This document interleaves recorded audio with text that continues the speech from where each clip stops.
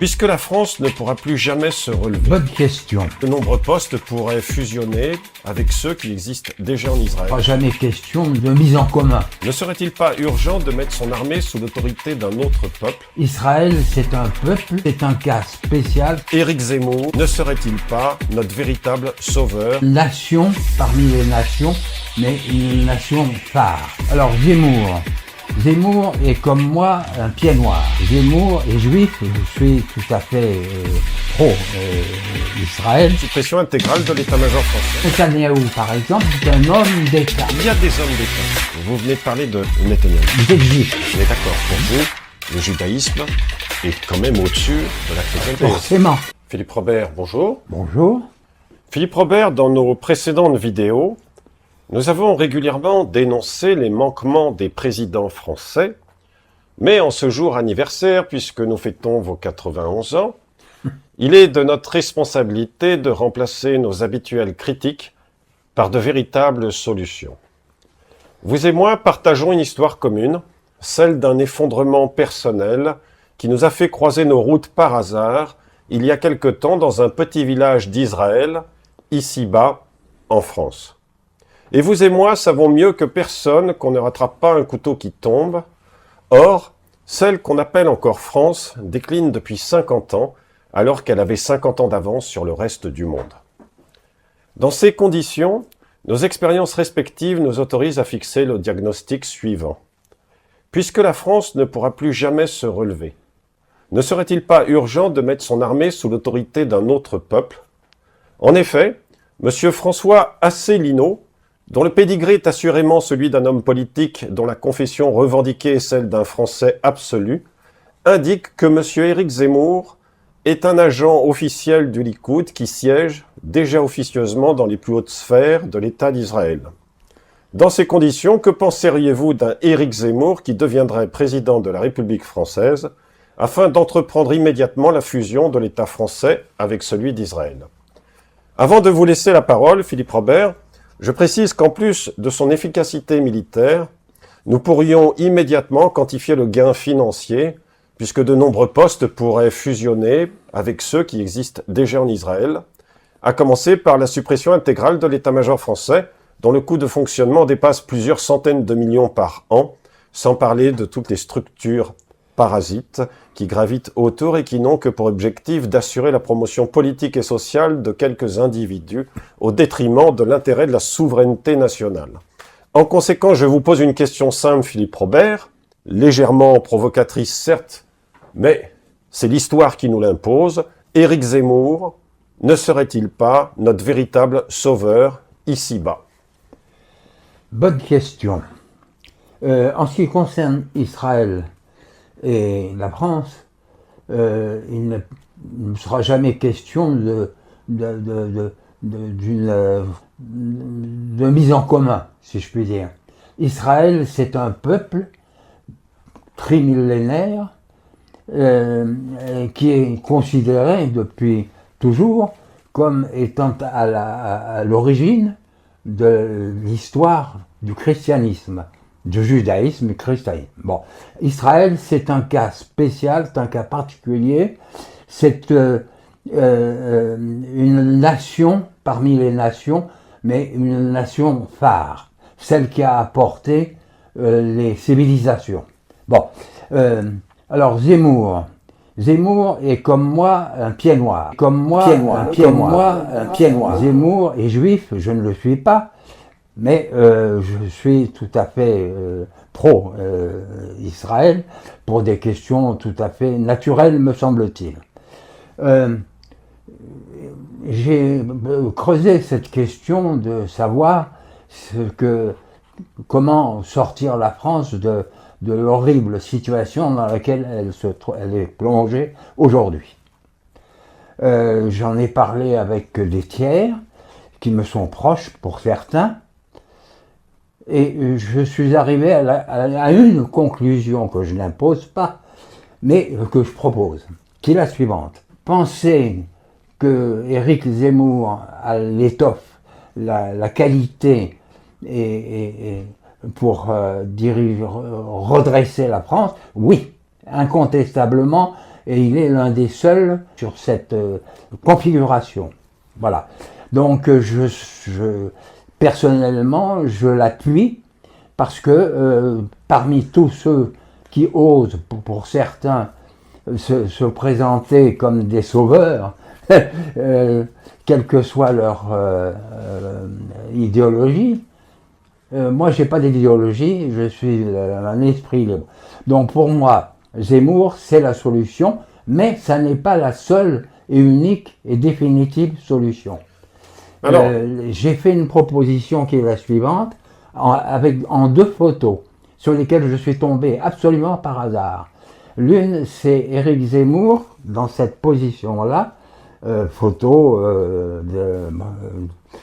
enfin, officielle. Voilà. Et l'autre... Comme sur le livre, Voilà. on le montrera après. Oui. Oui. Et l'autre photo, alors là, vous risquez de tomber du placard, hein. C'est Louis XX, dans la même position, avec le même air, la même présentation. Louis XX, qui est le descendant direct de Louis XIV, et bien sûr de Louis XIII, Henri IV, qui est mon chouchou. Oui, oui. Bon, vous le portez, enfin voilà. Donc, j'ai réuni ces 2 photos ensemble. Je les ai d'ailleurs transmises par X. Je ne sais pas ce qu'elles sont devenues, peu importe. Et voilà. Donc, la solution immédiate, parce que nous sommes en République, c'est Zemmour. Et puis, je crois qu'il faut revenir à Clovis. Oui, Voilà. mais finalement, c'est très intéressant ce que vous dites, parce que vous passez de Louis XIV à Zemmour. Et finalement, est-ce qu'aujourd'hui, Israël n'incarne pas cette nouvelle grandeur qui n'existe plus chez nous, puisque, comme je l'ai dit en introduction, la France avait 50 ans d'avance sur tout le monde. Ouais. C'est-à-dire qu'on n'a pas d'excuses, Non. on n'avait pas de concurrents. Jusqu'à le début des années 2000, il n'y avait aucun concurrent. Les émergents n'existaient pas encore.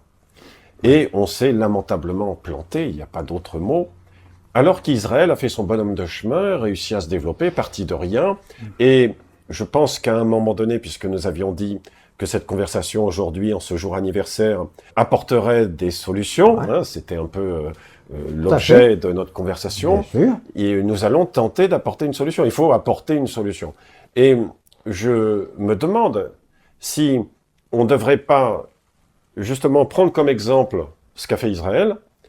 La meilleure façon de prendre cet exemple, c'est d'avoir quelqu'un qui a des liens très proches avec Israël, c'est le cas d'Éric Zemmour, puisque François Célineau, que j'ai nommé aussi en introduction, et s'il dit que Éric Zemmour a des liens avec le Likoud, c'est vrai. Alors ils ne sont pas officiels, mais bon, pourquoi pas, à la limite, hein, je veux dire, bon. Alors, oui, ça fait le lien entre 2 nations, bon, moi j'ai rien contre. non, mais absolument. Rien contre. Le lien qui a été brisé par De Gaulle en 67. Hein. Oui, voilà, je crois que vous vouliez en avec parler. la politique arabe par De Gaulle en 67. Hein. Oui, voilà, je crois que vous vouliez en avec parler. la politique arabe qui nous a amené là Avec la politique arabe qui nous a amené là où on... Tragique. Bon.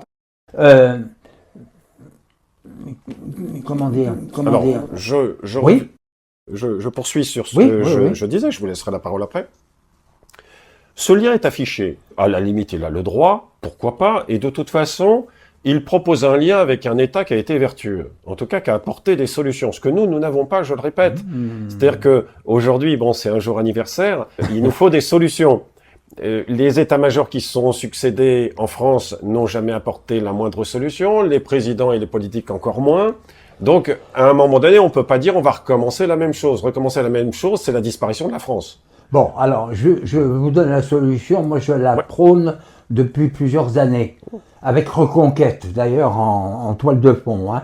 En toile de fond. Reconquête. De Zemmour. De Zemmour, oui. voilà, et d'Israël, Zemmour, moi je dirais Napo. aussi. Hein. Mais oui. Oui. Bon, ma solution est la suivante. Comme nous sommes arrivés, la France est arrivée dans l'état où elle est, il faut non plus se gausser d'alternance, qui sont des scandales, d'ailleurs, depuis 50 ans. 50 ans d'alternance complètement... Bon, il faut une alternative immédiate. Alternative, je dis bien, libérale et conservatrice. Libérale, c'est-à-dire qu'il faut rendre la liberté au peuple français, dont je suis, dont vous êtes, dont nous sommes, et conservateur, il faut revenir à Clovis, etc. Voilà. Alors, je précise pour Israël que Netanyahou, par exemple, c'est un homme d'État. C'est un homme d'État. Trump est un homme d'État. Milei en Argentine est un homme d'État. Ce sont des gens qui se dévouent pour leur État, mais pour leur peuple. Mais qui les sortent de la pauvreté, de l'horreur. Il y a des hommes d'État. Vous venez de parler de Netanyahou. Pourquoi ne pas s'inspirer via un disciple, enfin c'est pas dans le sens péjoratif que je dis ça, mais quelqu'un qui est proche de Netanyahou. Comme il y a d'autres pro-israéliens en France qui sont très proches de Netanyahou.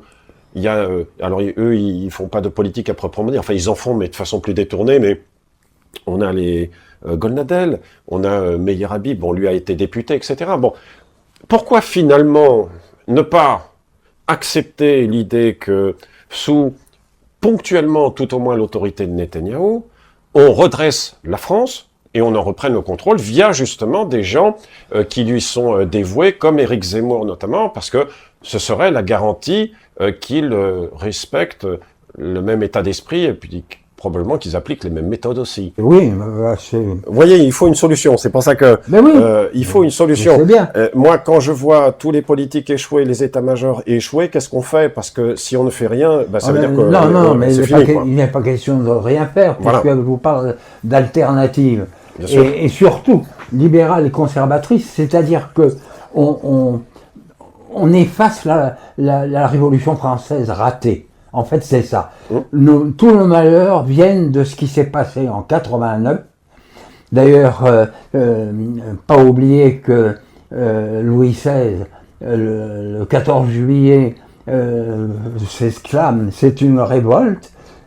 Et le duc de la Rochefoucauld lui répond « non, sire, c'est une révolution ». Seulement, c'était une révolution qui n'était pas du tout populaire. Parce que le peuple français n'était pas si malheureux que ça. Il y avait certes mais il y a toujours des hiérarchies partout. Et simplement... Je vais rebondir sur ce que vous venez de dire et c'est très intéressant. Vous avez parlé de hiérarchie et tout au début, vous avez expliqué qu'Israël était un peuple à part, ce qui est vrai, de par sa religion. Oui. Et effectivement, on peut considérer... Alors, excusez-moi, oui. Sa religion, oui, et son histoire. Les deux. Très millénaire. Je suis d'accord. Ouais. Mais en France, on ne peut pas vraiment dire tout, vous le savez, on est dans un pays laïque. C'est-à-dire qu'en France, on ne peut pas dire qu'une religion est supérieure à une autre. Mais, je ne dis pas. Mais, nous le disons pas, nous faisons juste une prospective, c'est-à-dire une hypothèse. Oui, c'est ça. Nous nous protégeons un peu, en quelque sorte, dans laquelle nous admetterions de fait que la religion juive soit quand même au-dessus des autres, dans la mesure où si nous nous inspirons d'Israël, qui est lui-même l'État du peuple juif, c'est-à-dire un État religieux, nous n'aurions pas d'autre choix que de nous soumettre d'une certaine façon à cette religion. Alors, ça pourrait se faire de différentes façons, bien sûr, d'évoluer également, et pourquoi pas pour certains, de rejoindre à un moment donné la religion juive. Pourquoi pas, hein, je veux dire... C'est une décision personnelle. Oui, c'est intime, je dirais même. Absolument, c'est une décision intime et personnelle, mais bien sûr. On parlait de hiérarchie. Oui. Et vous avez raison d'en parler parce que sans hiérarchie, on ne peut pas établir de stratégie. Donc on ne pourrait pas s'en sortir sans hiérarchie. Donc ça veut dire qu'on va être obligé à un moment donné de restaurer la hiérarchie dans le pays. Or, si nous prenons modèle sur un État religieux, on sera bien obligé d'une façon ou d'une autre, c'est une hypothèse, je le rappelle, de créer une hiérarchie entre les religions. On n'aura pas le choix, puisqu'Israël est un peuple religieux, donc on n'a pas le choix. C'est un peuple religieux sans l'être. Il y a les deux. Hein, il y a les hauts religieux de la religion juive qui sont les gardiens.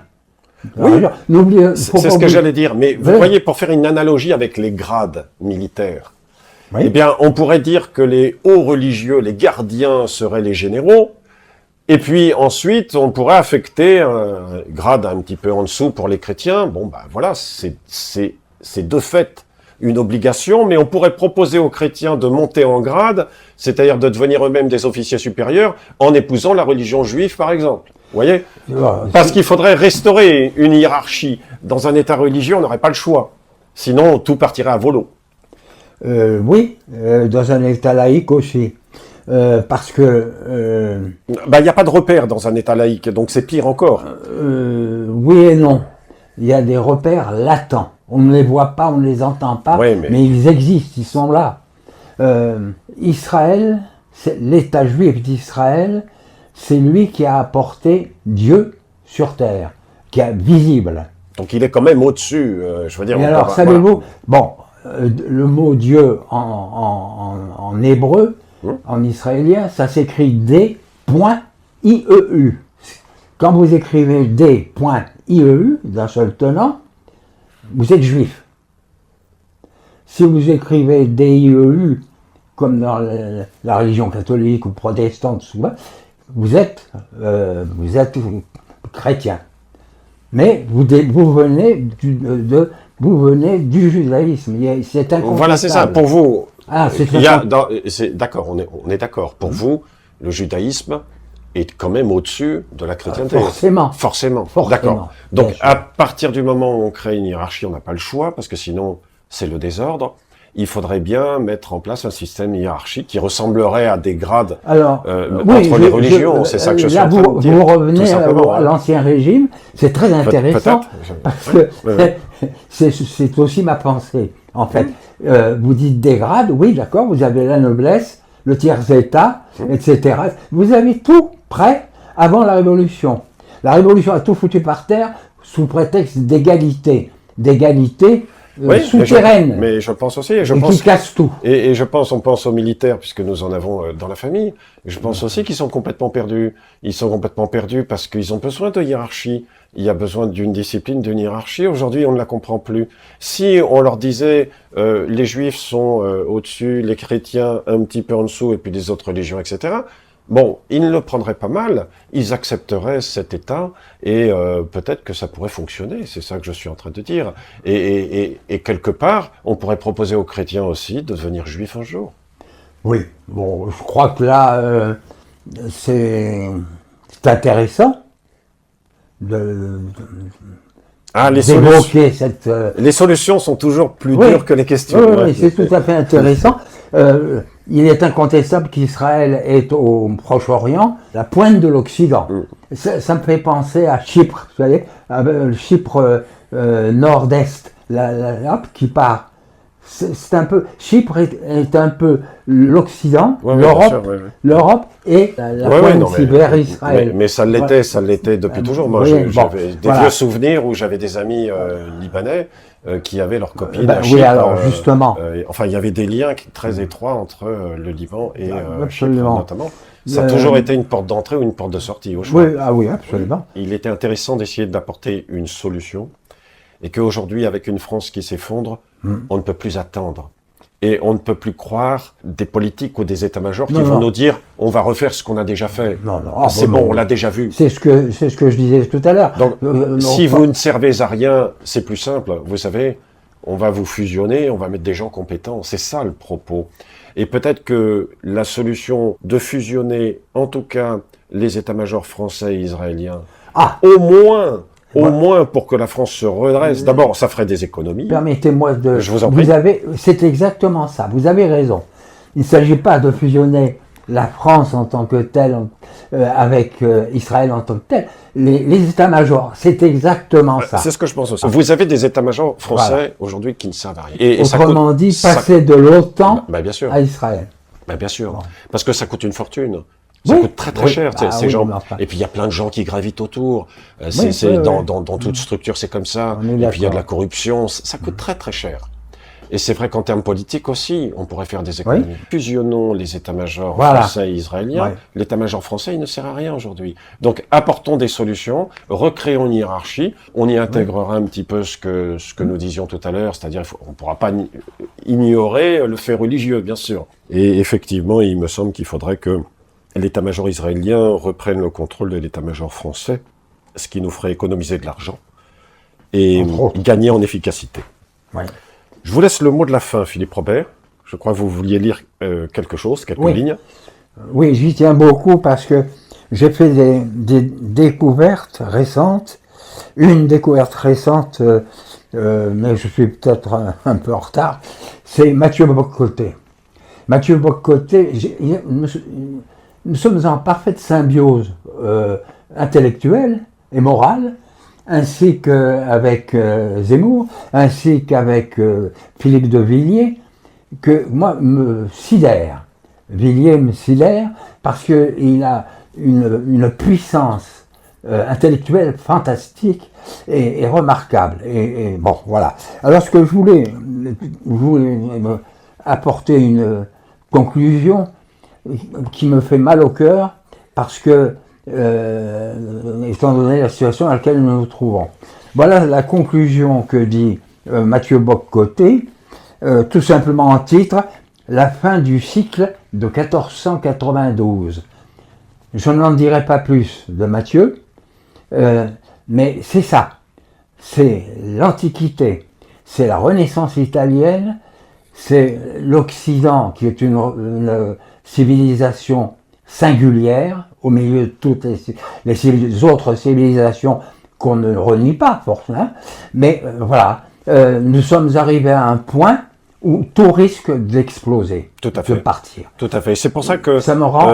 avant de boire notre petite coupe de champagne, je voulais qu'on consacre cette émission aux solutions. C'est important. Les questions, c'est important de se les poser, mais de temps à autre, toutes les 5 à 6 émissions, il faudra quand même apporter des solutions, parce que c'est important. Alors, de toute façon, la solution immédiate, je crois d'ailleurs il y a des élections début 2026. En mars, je crois, oui. Municipal. Voilà, c'est reconquête. Et il faut voir ça. Alors, j'aime beaucoup David Lisnard. Alors, oui. Pour ne pas faire trop de promotion politique, non, il était très intéressant sur la structure d'expliquer que l'état-major français doit être démantelé. Parce que ça, c'est très important, c'est de la structure. Après, vous avez déjà donné votre opinion, Éric Zemmour, ce qui est tout à fait respectable. Mais peut-être, pour éviter de faire un peu trop de promotion politique, ça serait peut-être bien de rester sur notre analyse, qui était, à mon sens, qui était passionnante. Oui, je veux simplement, c'est pas de la promotion politique que je fais, je veux simplement parler, je vais vous dire, de David Lisnard, parce que David Lisnard est encore LR. Mais David Lisnard est dans le droit fil de la pensée de Frédéric Bastiat, 1801-1850, qui est un grand libéral français, et un grand français lui-même. Bon, et donc je prône depuis quelques années, 3 ans maintenant, depuis l'émergence et de Lisnard et de Zemmour, je prône une alliance entre le libéralisme de Lisnard et le libéralisme et conservatisme de Zemmour. Et vous voyez, c'est un très bon exemple parce que dans le cadre de la hiérarchie dont nous parlions tout à l'heure, qu'on ne peut pas dissocier de la hiérarchie religieuse, qui n'existe pas en France bien sûr, mais dans le cadre d'un nouveau modèle, ça pourrait exister, eh bien David Lisnard aurait accès à la religion juive s'il le souhaitait. Et alors peut-être pas au niveau général, du grade de général, mais il pourrait être officier. Bon, allez, nous allons maintenant boire notre petite coupe de champagne, Philippe Robert. Avec plaisir. Je vous souhaite un bon anniversaire.